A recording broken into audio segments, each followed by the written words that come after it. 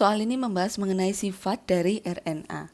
Yang menjadi pertanyaan adalah apa yang bukan merupakan sifat dari RNA. Jadi kalian harus lihat pilihan jawabannya. Lihatlah mana yang merupakan sifat dari RNA dan pilihan yang tepat adalah sifat yang tidak menjelaskan sifat dari RNA. Perhatikan adanya kata bukan di sini. Jadi yang menjadi pertanyaan adalah yang bukan merupakan sifat dari RNA.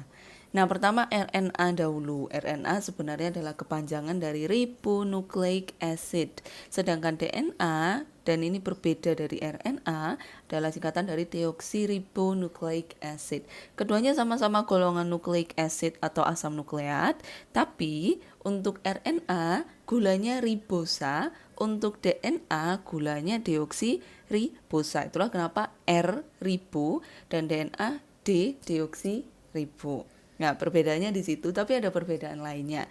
Dengan melihat dari pilihan-pilihan jawaban, kalian sendiri nanti dengan sendirinya akan tahu apa sih perbedaannya.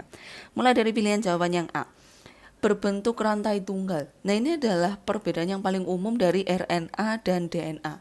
RNA biasanya digambarkan sebagai rantai tunggal, sedangkan DNA sebagai rantai ganda atau biasa disebut sebagai double helix kalau DNA. Kalau RNA biasanya rantai tunggal. Jadi pernyataan ini benar merupakan sifat dari RNA dan bukan pilihan jawaban yang tepat. Kemudian pilihan B, basa nitrogen terdiri atas purin, adenin, dan guanin, saya singkat A dan G, dan pirimidin, C dan U, sitosin dan urasil. Ini adalah pernyataan yang tepat dan juga merupakan perbedaan dari DNA dan RNA. Pada DNA, basa pirimidinnya adalah sitosin dan timin, bukan urasil. Sedangkan pada RNA hanya dapat ditemui basa urasil atau U, sehingga nanti berpengaruh pada pasangan basanya. A akan selalu berpasangan dengan U dan G akan selalu berpasangan dengan C. Kalau pada DNA, A akan bertemu dengan T, adenin dengan timin, bukan dengan urasil. Ini salah satu perbedaan dari DNA dan RNA.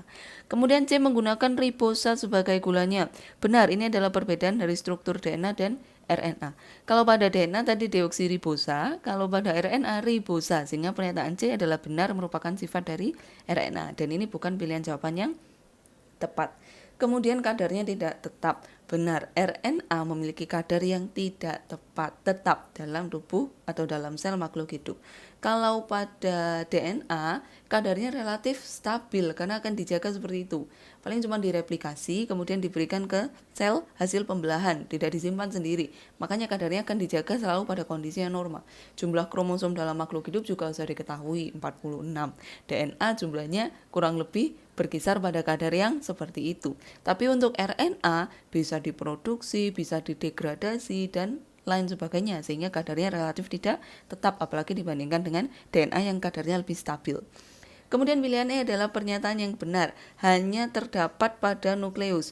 Ini adalah sifat yang tidak ditemukan pada RNA. Jadi RNA bisa ditemukan pada bagian lain selain dari nukleus. Kenapa demikian? Karena RNA akan disintesis oleh DNA. Ada jenis RNA tertentu. Kalian nanti akan belajar tentang mRNA, messenger RNA. Itu akan diproduksi oleh DNA dan dikirim keluar dari nukleus. Inilah menyebabkan RNA bisa ditemukan di luar dari nukleus juga. Setelah itu ada RNA jenis lain lagi, misalkan tRNA, transfer RNA. Ini juga bisa ditemukan di luar dari nukleus. Jadi bermacam-macam jenis RNA yang bisa ditemukan di luar dari nukleus. Dan pernyataan E adalah pernyataan yang tidak tepat, sehingga merupakan pilihan jawaban yang benar.